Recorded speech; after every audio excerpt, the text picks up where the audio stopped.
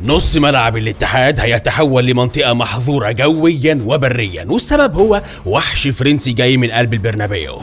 هل ادوارد كامافينجا هو المحرك النووي اللي هيخلي هجوم النمور ينفجر ويحرق الاخضر واليابس في روشن؟ ازاي صفقة واحدة ممكن تمحي اثار غياب كانتي وتخلي كونتيساو ينام مرتاح في عز ما خصومه عايشين كوابيس؟ عرض ب 150 مليون يورو عشان يفتح طريق العميد لمنصات التتويج من جديد. فاستعد يا اتحادي، عشان انا مش جاي اتكلم عن صفقة والسلام، انا هحلل لك خطة السيطرة الكاملة لنمور جدة. يلا كبس، ادعس، اهرس، اضغط، دوس لايك ناو. انا محمد سعد الله، ويلا بينا على الموسين سبورت خليجي.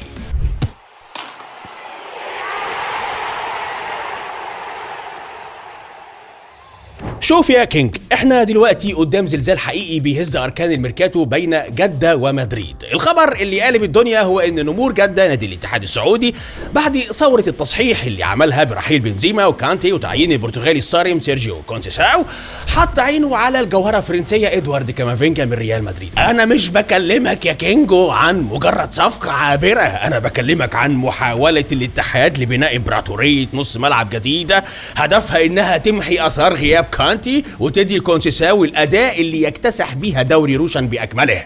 تعال بقى نفصص مع بعضينا الصفقه دي برذاله تكتيكيه. ليه ريال مدريد ممكن يفكر في العرض ده، وليه الاتحاد مستهدفه بقوه وعايز يجيبه؟ اولا من وجهه نظر الكبير مارينجي، ليه مدريد ممكن يبيع كامافينجا؟ شوف يا كينج الخليج، ريال مدريد في 2026 بقى عنده تخمه مواهب في نص الملعب لدرجه تخلي اي مدرب يجيله تشتت وارق تكتيكي.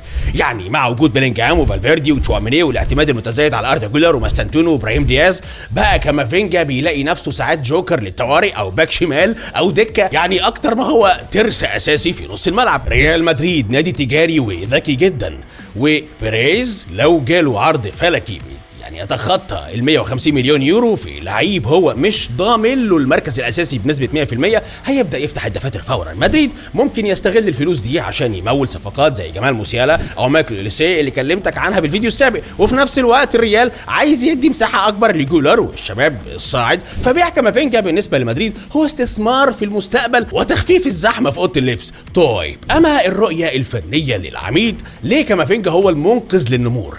هنا بقى الحكايه مختلفه تماما. الاتحاد بعد ما مشى كانتي وبنزيما بقى عنده خرم في الشخصية التكتيكية والروح القتالية في نص الملعب. فابانيو لوحده ما بقاش كفاية، وحسام عوار لعيب مهاري اكتر من كونه مقاتل. الاتحاد مع كونسيساو محتاج محرك، انجن ما بيفصلش، وحد يقدر يربط بين الدفاع والهجوم برذالة بدنية قتالية، وده بالظبط هو الكامافينجا. كامافينجا يا كينجو للاتحاد مش هيكون مجرد لعيب نص ملعب، ده هيكون سيستم كامل متكامل. الواد بيعرف يقطع الكورة وبيعرف يخرج بيها تحت الضغط، وهيدي حريه مرعبه لموسى ديابي ويوسف انساري انهم يعني يطيروا هجوميا وهم مطمنين ان في وراهم نمر موحش وراهم بيأمن الملعب. كامافينجا هيشكل مع فابينيو ثنائي تحطيم لاي هجمه مرتده، وهيخلي شكل الاتحاد في الملعب شرس جدا، وده اللي كونسيساو بيدور عليه عشان يرجع الاتحاد لمنصات التتويج.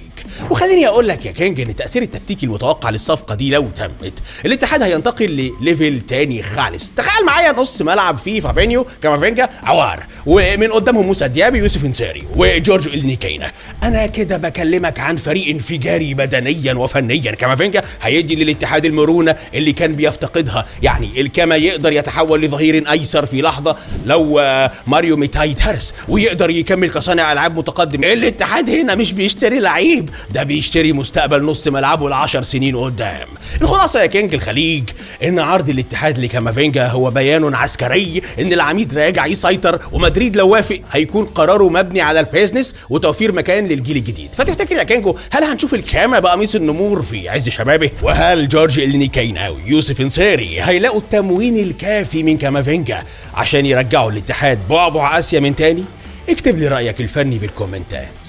وبس كده يا كينج، اتاكد انك دعست لايك وفرمت زر الجرس عشان يوصلك اشعار بالفيديو واللقاء الجديد هنا في الموسين سبورت خليجي. انا محمد سعد الله، والى اللقاء.